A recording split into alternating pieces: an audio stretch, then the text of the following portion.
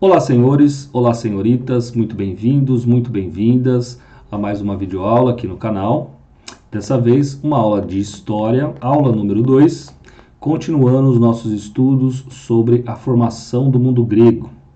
Nessa aula número 2, a gente vai falar sobre o período homérico.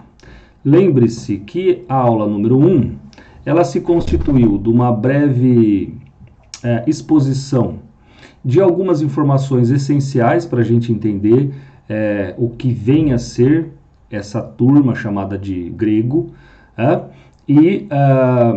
No período lá pré-homérico, nós vimos, vou colocar aqui, isso é indispensável, que o período pré-homérico, que se inicia no século 20 a.C. e que vai ter a sua extinção no século 12, lembra que o período pré-homérico das cidades de Creta e Micenas, esse período, gente, ele é ainda muito carregado, evidentemente, né, da cultura oriental. Então, o que isso significa exatamente? Significa que esse é o momento que nós teremos grandes cidades, e grandes cidades significa, então, uma formação de palácios, né? Um enorme palácio. Você vai ter, não vai existir a ideia de indivíduo, mas de pessoas que servem, né, ao rei. Esse rei é sempre carregado, né, a sua autoridade está sempre associada a uma autoridade também religiosa. Então você vai ter a mistura, de política e religião. E nós teremos, em especial, aqui nesse período, né, no final desse período, nós teremos também vou fazer aqui nós teremos a nossa primeira diáspora, né? O período pré-homérico é aquele, portanto, que vai se extinguir com a primeira diáspora. A primeira diáspora, gente, deixa eu colocar aqui, né? Essa lousa linda e maravilhosa, eu não estou aproveitando o espaço dela. A primeira diáspora, gente, é quando há a invasão dos dórios, né? A invasão lá do povo chamado de povo dório. Bom, o que representou, quem que eram os dórios mesmo? Os dórios eram aqueles caras que eles tinham vindo no norte de Micenas. Lembra que Creta é aquela ilha que está lá embaixo do nosso Mediterrâneo, ou então, né, da região dos Balcãs.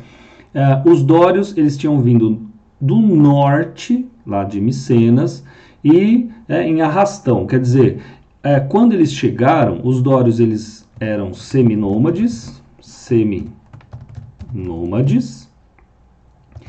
Eles eram altamente militarizados, e eles conheciam o ferro. Ou seja, quando eles chegaram em uma região que era, apesar da sua cidade, né, apesar de Micenas ser uma cidade, ela estava preocupada com questões comerciais. Então, portanto, não tinha um viés militarizado. Eles eram sedentários, evidentemente, ao contrário de nômades.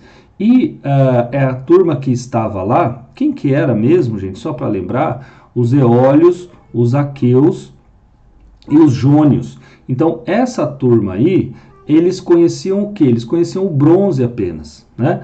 Então, lembra das nossas aulas de metalurgia, né? No nosso itinerário, sim, o itinerário que vocês estão fazendo, super importante, né?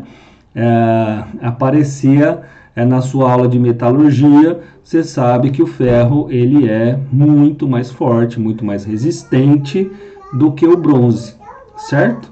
O bronze, ele é muito mais maleável, ele entorta muito mais fácil. Então você já imaginou um povo que não tinha um domínio militar, ainda assim as suas armas eram bastante fracas.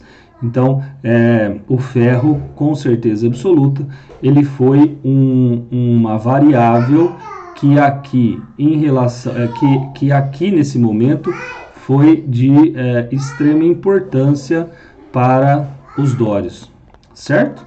Extrema importância para a conquista dos dórios frente àqueles povos que viviam ali.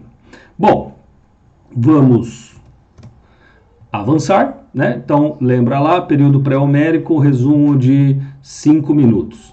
Bom, vamos ao período pré-homérico.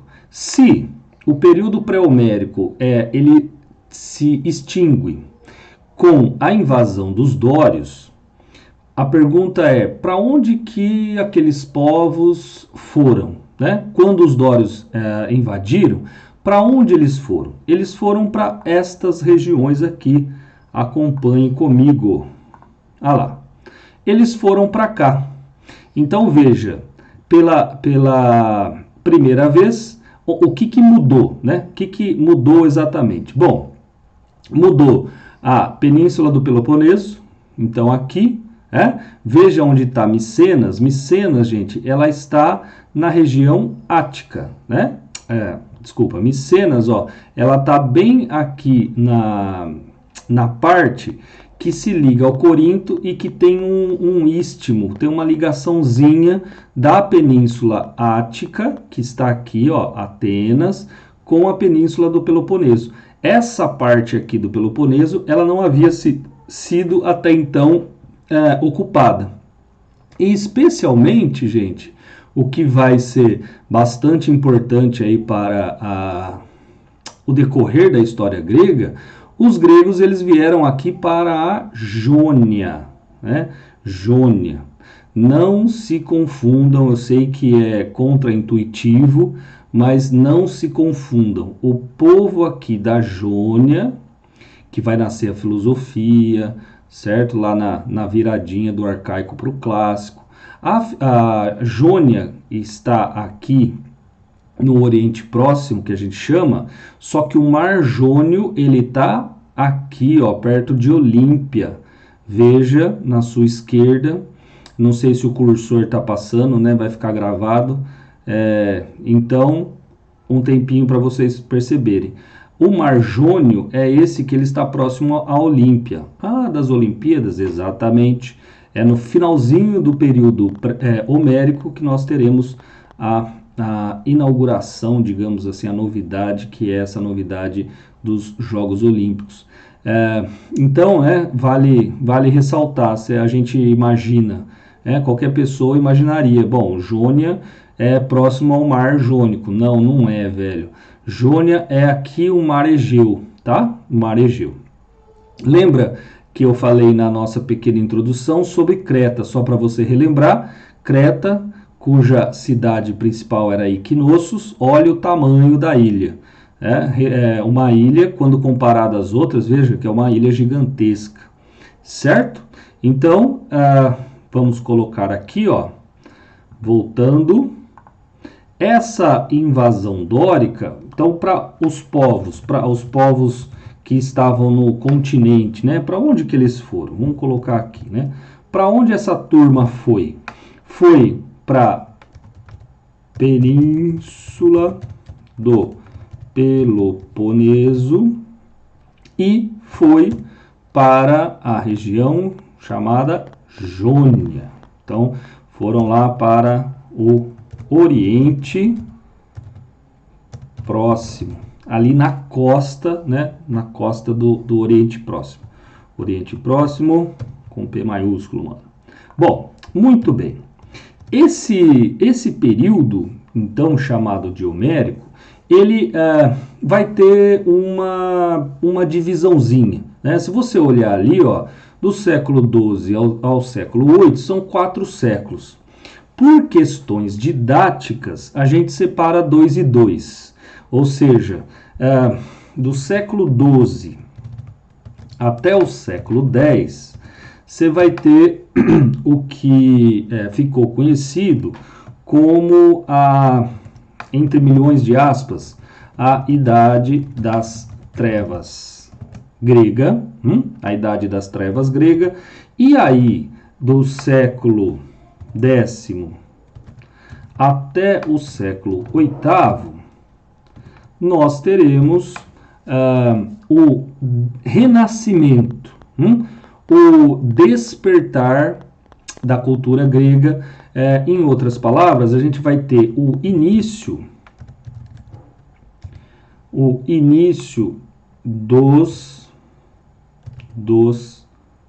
das cidades. Eu vou colocar, turma, porque isso aqui vai dar problema depois na compreensão no final. Aqui eu vou colocar como ressurgimento mesmo. Ressurgimento de um povo grego. Surgimento, vamos melhorar, vai. Surgimento de um ideal de povo grego. Embora isso que eu estou falando é bastante questionável, mas por questões didáticas é o que nós temos que fazer e vocês vão entender por quê.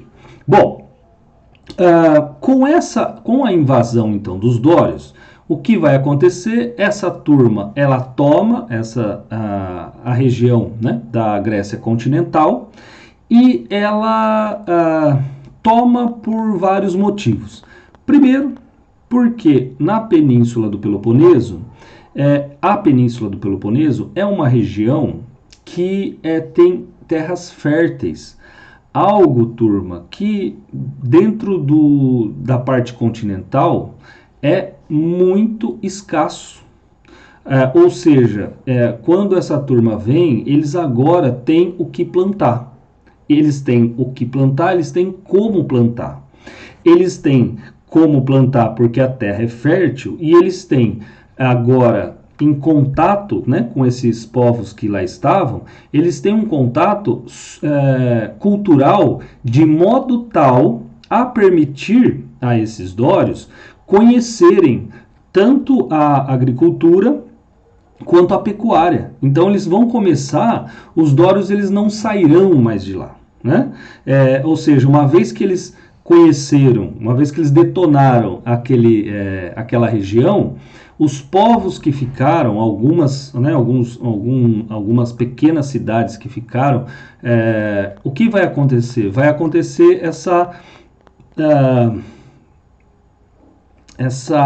este compartilhamento, né?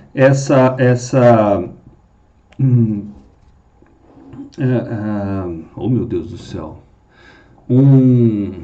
estou tentando achar a palavra aqui, um certo compartilhamento, não achei, então continua, né? Da cultura daqueles povos com uma absorção, é isso que eu queria dizer, puta que eu pariu, haverá uma absorção da cultura daqueles povos que ali estavam, da cultura desses povos por parte dos dórios, certo? Então, aqui, gente, a Península do Peloponeso, os dórios serão, eu não vou colocar aqui, mas já dá para a gente começar a fazer as ligações. Os dórios são aqueles, né, é aquele povo que vai fundar a cidade de Esparta. Veja aqui que tem tudo a ver, né? Se encaixa perfeitamente. Bom, então quando esses dórios eles vêm e os povos que habitavam aquela região, eles começam a dispersar, é evidente que a enorme maioria das cidades elas deixam de existir, né? O medo e tudo mais. E junto com isso, como os dórios eles acabam por abarcar as regiões mais férteis, a turma que não ofereceu resistência, né, ou que não tinha como oferecer resistência à época, elas começaram a se dispersar. Elas, né, essa turma, ela começou a se dispersar e elas mesmas se tornaram seminômades. Então, grupos muito pequenos de pessoas que plantavam, existia um conhecimento evidente, né? Fazia parte da cultura deles, que ficavam um período num determinado lugar, uma vez que se tornava escasso os recursos, eu ia para outro lugar, então, enfim, né? Enfim, para não misturar as coisas. E aí, bom, vou colocar aqui só um instante na nossa super lousa. E aí o que vai acontecer? Esse período inicial, veja aqui na nossa legenda, esse período inicial, por que ele se chama Idade das Trevas? Porque, primeiro, eu vou ter, então, a escassez, né? Escassez de recursos, então, comida, enfim, o que é principal, né? Comida vai estar muito difícil de conseguir, escassez de recursos, vai ter um nomadismo relativo, né? Relativo por quê? Porque a hora que dá para eu ficar onde eu cheguei lá, eu fico um tempo maior. A hora que não, eu vou ter que sair. Não é uma cultura seminômade ou nômade, que é, digamos, essencial ao comportamento de um povo, mas é relativa, né? Por quê? Porque embora eu domine, né, embora a minha cultura seja sedentária, embora eu domine a agricultura e a pecuária, eu não tenho condições de ficar por muito tempo no mesmo lugar, porque ou os recursos eles se tornam escassos, ou então os dórios vêm e tomam a região que eu estou, certo? Então você vai ter fome, miséria praticamente, né? Uma questão de fome muito presente, esse nomadismo relativo. A gente vai ter, turma, também a extinção da escrita. E aí, cara, por que você vai ter extinção da escrita? Porque lembra que a escrita ela tem origem no Oriente. Como os povos originários, ou como os originários não, mas como os povos que no período pré-homérico chegaram ali à região do que a gente está chamando de Grécia, a escrita, quando ela vem com a mesma função que ela tinha no Oriente. E qual que era a função? A função era o que a gente chama de funções práticas. Eu usava a escrita, os números, apenas com fins práticos, quer dizer, para administrar uma quantidade de recursos, para saber quanto havia sido produzido, para dispor, né, à população uma quantidade X desses recursos e etc. Agora, não tem mais o porquê de existir a escrita, uma vez que você não tem palácios, uma vez que você não tem império, uma vez que nesse momento você não tem cidades mais ou menos constituídas. Você não, então, aquela função prática que a escrita exercia, ela desaparece, né? Ela desaparece. E como é que a gente sabe, pergunta, né? Como é que os historiadores conseguiram provas, evidências suficientes para dizer que houve um momento lá no período pré-homérico chamado de Idade das Trevas? Porque, gente, a cerâmica, se você tiver um conhecimento mínimo aí de história da arte, você vai perceber que a cerâmica ela consegue representar, afinal de contas é uma das poucas fontes que os historiadores têm para aqueles momentos, para aqueles períodos, né, dos períodos em questão, é uma das poucas fontes que tem. Porém, nós temos essas fontes em abundância. Quer dizer, ainda hoje permanecem muitos desses, né, de pedaços de cerâmicas intactas ainda, né, ou mantidas aí com um cuidado tal que chegou para nós. E com essa, né, com o estudo da forma com que essas cerâmica, entenda um vaso, entenda vaso, acho que fica até mais fácil, mesmo porque, só para vocês terem noção, gente, né, da importância do vaso, a hora que você vai da cerâmica, né, ou do vaso, a hora que você vai estudar a história da arte grega, os gregos eles tinham mais de 20 vasos, 27, se eu não estou enganado, 27 tipos de vasos catalogados. Vaso para água que vai passar no rosto, vaso para colocar vinho, vaso para colocar não sei o que, vaso para transportar água, vaso para tudo. Então, e aí, né? Então, por que eu estou dizendo isso? Porque neste momento a cerâmica irá retratar, gente, figuras geométricas. Isso é maravilhoso. Isso é maravilhoso. Porque isso tem muito a ver com a filosofia, por isso que eu estou dizendo que é maravilhoso. A cerâmica, ela deixou de representar. Então, o vaso, agora ele não representa o que ele representava. E o que ele representava, gente?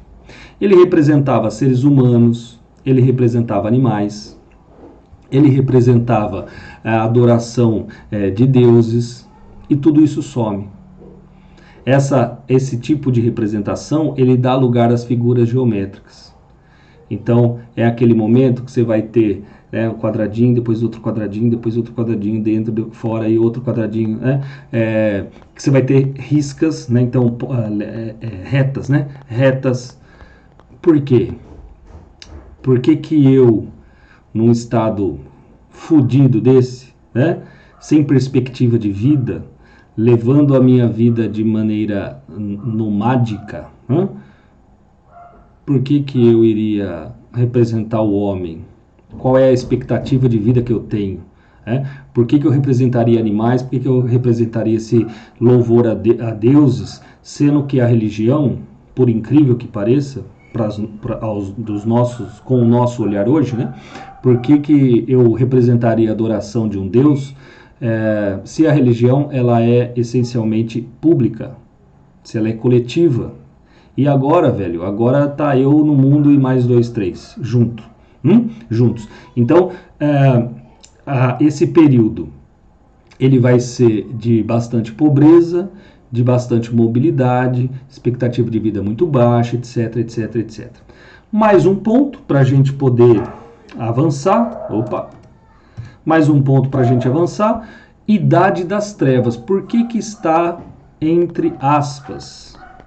Bom, se você lembrar, essa expressão ela aparece também na época feudal ou na época medieval. Uma época, quem cunhou esse nome na época medieval foi o finalzinho do Renascimento, o início da Idade Moderna.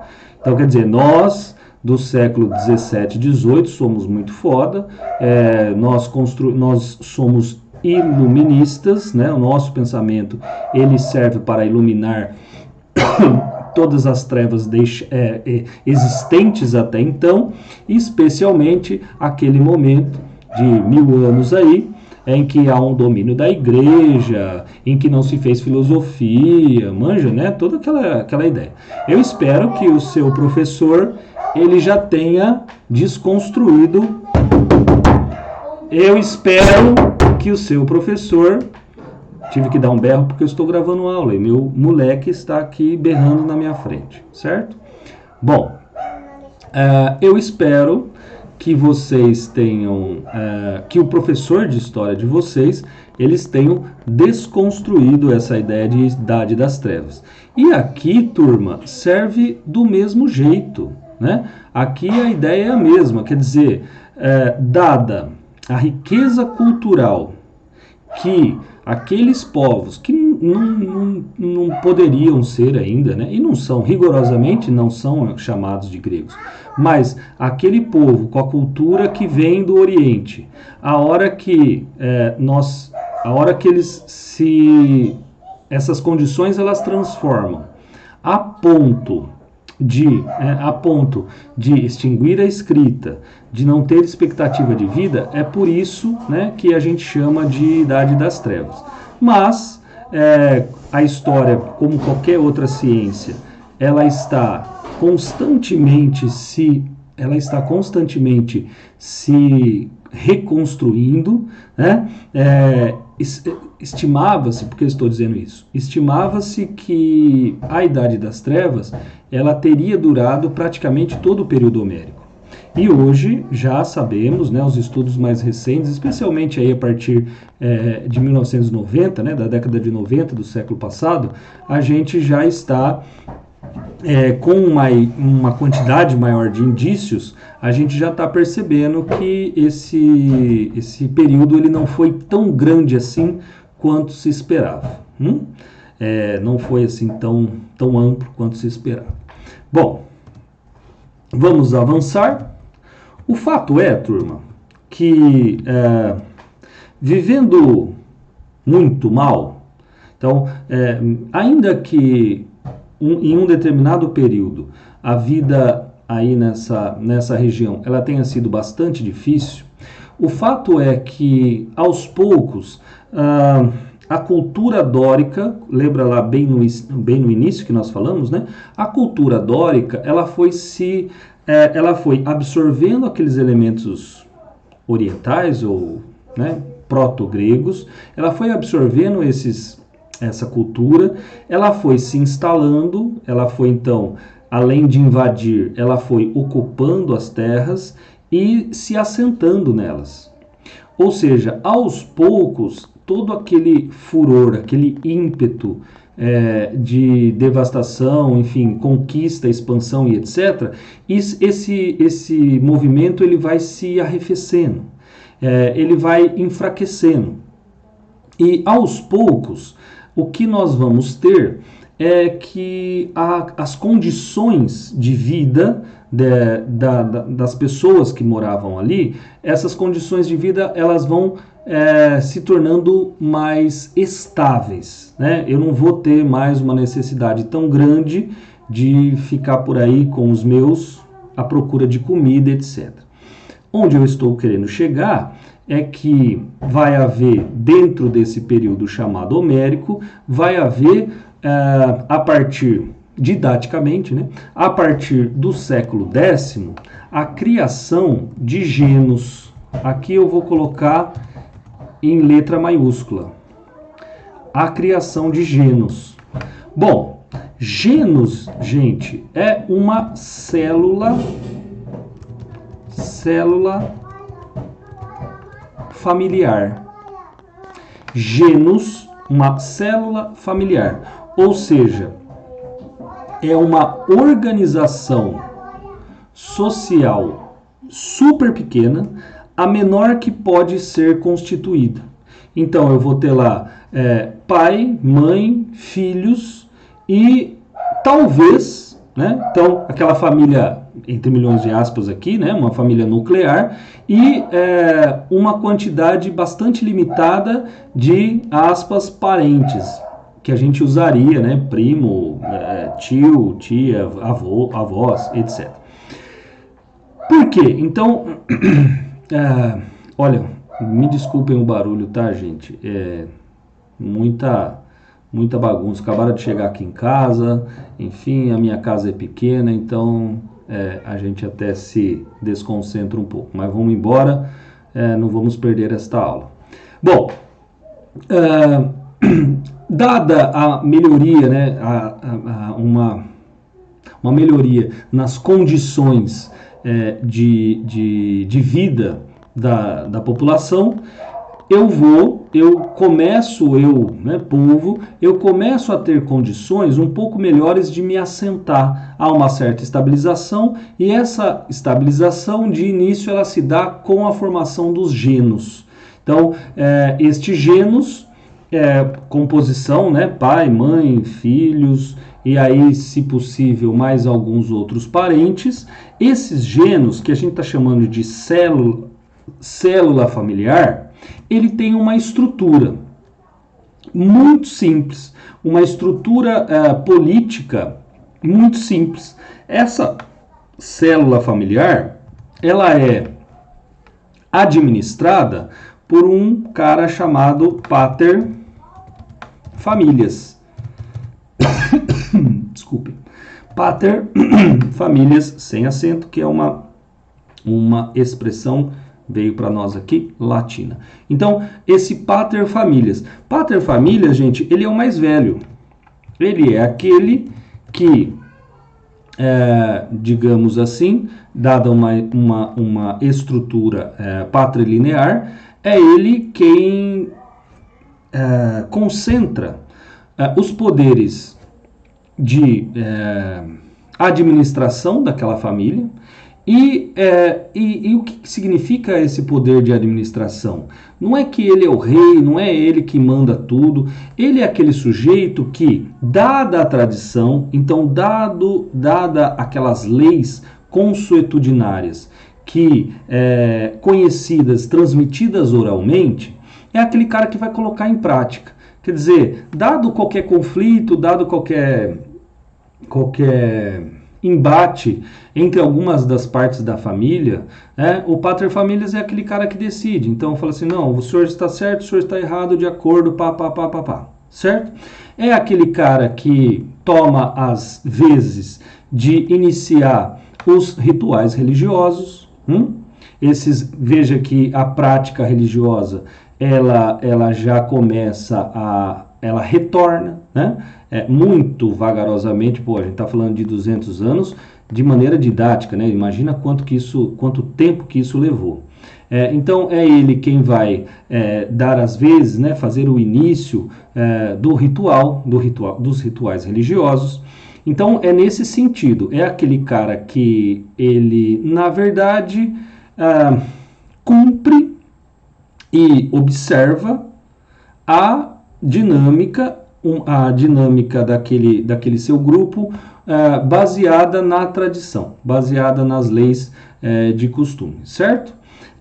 Esse pater familias, né, o geno que o pater familias, ele, entre milhões de aspas, espero que isso tenha ficado claro, administra, ele é coletivo, então sem não propriedade privada. Isso significa, gente, que os instrumentos eles são coletivos, que a terra é coletiva e que a produção ela é repartida entre os seus membros, certo? Bom, o fato é, gente, que, como se costuma brincar na história, o negócio ele deu tão certo que acabou dando errado, né? Ou seja, essa dinâmica social, esse modus operandi dos genos, ele acabou por sobrepopular, sobrepovoar os genos. Quer dizer, o negócio deu tão certo, né? A divisão, a inexistência de uma propriedade privada, a ideia de que todos trabalham na terra, de que os instrumentos eles são coletivos e que os recursos obtidos eles podem ser eles são distribuídos entre os seus membros, deu tão certo que os genos eles se tornarão muito grandes. Aí que tá o rolê, né? Quer dizer, o geno ele vai inflacionar. A inflação ele vai se inchar, né, de tal modo que o que vai acontecer? A inflação dos genos terá uma consequência bastante importante aqui para nós. Então, se estão me acompanhando, vai chegar um momento, conforme tá tudo certo, tá tudo lindo, né? As células familiares elas estão se aumentando, né? Elas estão aumentando. As pessoas com comida, com condições de vida razoáveis, o que elas vão fazer? Transar. E uma das consequências de transar é ter filhos. Então a população ela vai aumentando. Só que vai chegar no momento em que esse aumento ele não conseguirá dispor às pessoas a mesma quantidade de alimento. Ou seja, essa inflação dos gênios, ela vai provocar uma divisão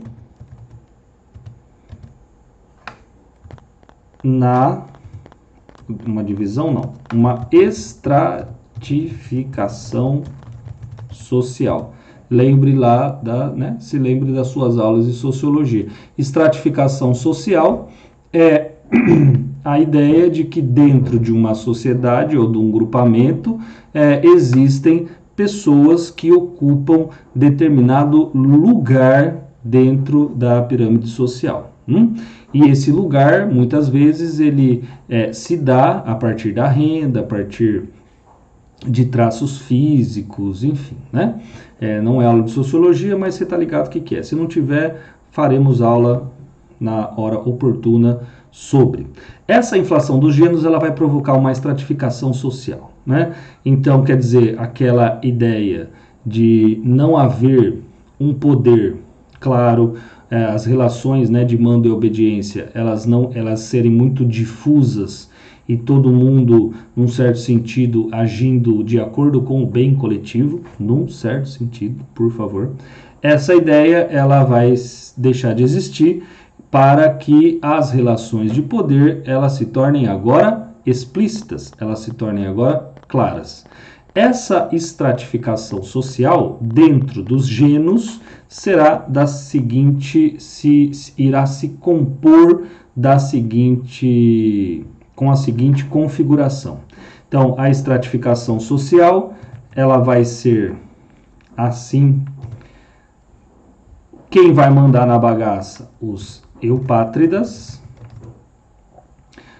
Eupátridas são aqueles caras. Eupátridas, gente, significa bem-nascidos. Bem-nascidos ou bem-nascidos. Você pode pensar, se você quiser, que os eupátridas são, e aqui faz ainda mais sentido, como os filhos originários da terra. Filhos originários da terra. Vários e vários mitos contam, né, especialmente isso ficou para nós a partir de Atenas, né, que os eupátridas eram aqueles caras cujos antepassados, eles literalmente nasceram da terra. Por isso, todo o direito do mundo possível e imaginado para essa turma, certo? Então, olha lá. Estratificação social. Os eupátridas, certo? Num primeiro lugar, vamos colocar aqui, para ficar mais fácil. Em primeiro lugar, você tem os eupátridas. Em segundo lugar, vai haver os georgóis. Quem são os georgóis? São os caras que possuem terras pouco produtivas. Não preciso nem dizer que os eupátridas, né, além do poder, eles têm o poder justamente e suas terras são as mais produtivas. Então, poucas terras para os georgóis, além das terras mais ruins, mais inférteis. Muito bem. Depois dos georgóis, gente, vai ter um outro extrato chamado de demiurgos. Demiurgos. Os demiurgos, turma, é um extrato social. Eles são comerciantes.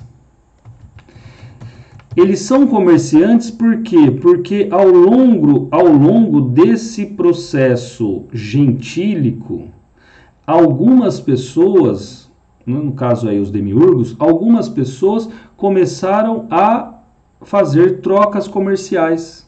Então você sai do continente, você vai para as ilhas próximas, troca, né? Lembra lá que a qualidade de vida melhorou?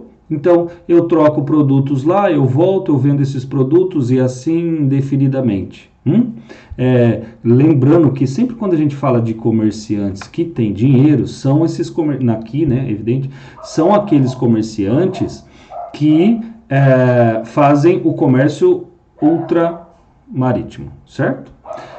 Bom, os demiurgos, e aqui, turma, você vai ter uma turma chamada de Teknai.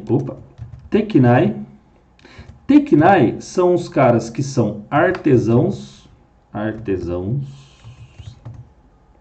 que não tem. Então, os comerciantes, eles têm dinheiro, vou colocar aqui, né, importante. É uma turma que vai ter grana e que faz comércio. Os artesãos, eles fazem os seus artefatos, os seus artesanato, certo?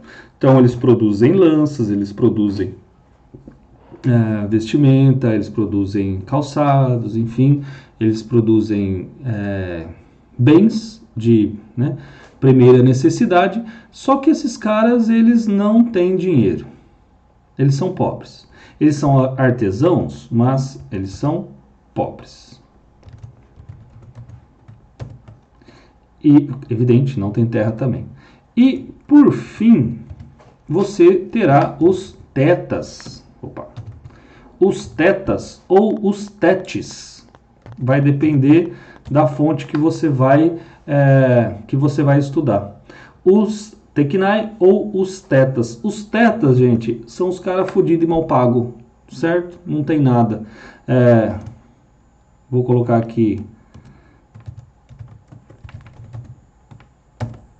São aqueles caras que não têm domínio ou que não têm condições para exercer o artesanato, para exercer uma atividade produtiva, produzir, né, bens. Os caras não têm terra, então os periféricos, ou se vocês quiserem, os marginais, né? Os marginais. Mas e os escravos? Calma, né, velho? Você tá ainda estamos meio cedo para conseguir afirmar de uma vez por todas. Seria muito seria uma arbitrariedade muito grande dizer que aqui, nesse período que a gente está falando, teria a existência lá de escravos, né? Muito forte ainda. Chutar muito Bart. Bom, então, para a gente conseguir finalizar a nossa aula, vamos lá. O que aconteceu? Aconteceu isso aqui. Aconteceu isso aqui o quê? Dada as boas condições que a partir do século X, no período homérico, nós tivemos então, o surgimento, né, dessa boa, de uma certa estabilidade, boas condições de vida, há o surgimento dos genos. Os genos, eles se inflarão, né, de uma certa maneira, né, eles vão se tornar muito, muito cheios. A proposta gentílica não vai dar conta, e aí, a partir de então, você vai ter essa estratificação social. Portanto, o momento quando há essa estratificação social, ou seja, quando as relações de poder elas se tornam explícitas, elas se tornam claras, neste exato momento. Então, eu vou colocar aqui, haverá a segunda diáspora. A segunda diáspora grega. O que é a segunda diáspora grega? Então, quando, vou colocar aqui, a dispersão dos gregos pelo mundo até então conhecido. Então, o que você vai ter exatamente? Você vai ter a formação de gregos ainda se adentrando a costa, lembra lá, adentrando a costa da Jônia. Eu não vou mostrar o mapa, porque isso aí vai ficar bastante claro, ou deve ficar bastante claro na nossa aula 3, mas essa dispersão dos gregos pelo mundo. O que é esse mundo? Então, é uma certa interiorização pela costa da Jônia, embora bastante precária. Nós teremos a fundação de colônias. Então, ó, dispersão ou seja, a formação de colônias. A colônia ela tem um significado diferente aqui, que será falado também na terceira aula, tá, gente? Não é essa relação que nós entendemos a partir do século XV entre metrópole e colônia. Formação de colônias essas, gente, que vai pegar parte da Península Ibérica, boa parte da Península Itálica, uma partezinha lá da África, ou seja, o negócio ficou feio também, né? Houve um momento legal, lembra a primeira diáspora, a dispersão com os dórios. Então o negócio está feio para todo mundo, vamos para onde a gente consegue, conseguimos. E aqui também ficou difícil. Se você entendeu bem, aqui no final do período homérico também ficou bastante complicado. Por quê? Porque tinha gente que tinha dinheiro e terra, tinha gente que tinha dinheiro, mas não tinha terra, e o restante, o restante ferrou, né? Então eles foram procurar por por lugares melhores de vida, certo? Procurar por lugares melhores de vida. Esses lugares melhores foram chamados de colônias. Então, a segunda diáspora ela é marcada por essa colonização dos gregos, ou seja, é mais ou menos uma cópia da cultura grega imposta, não sei se é um termo pertinente, mas é colocada, né, dentro de outro lugar. Essa ideia de colônia, como eu disse, ela não tem as mesmas cores do que as colônias aqui agora a partir do século XV, certo? Bom, finalizamos a aula aqui. Mas o senhor não falou do Homero, você não falou do Homero, que escreveu não sei o que, mas não sei o que lá. Então, eu não falei por quê? Porque a ideia, o Homero ele nasceu no século VIII, certo? Então, o que ele escreveu está aqui no final. Eu entendo não ser muito apropriado ficar falando tanto de Homero, no momento que, embora esse período receba, né, o seu nome, na verdade ele está na transição. Então fiquem tranquilos e tranquilas que na aula 3 a gente vai falar sobre a importância que esse sujeito teve, claro, especialmente para esse momento de transição, para a formação. Afinal de contas, o que o período arcaico, em uma palavra, representa? A formação das polis gregas, ou das poleis, se você for mais fresco, né, das poleis. A formação das poleis gregas. E a formação das poleis gregas, ela terá ela será consequência também daquilo que havia sido escrito lá em Homero. Certo, gente? Certo? Bom, então ficamos por aqui. Espero que a aula tenha sido bastante proveitosa a todos e a todas.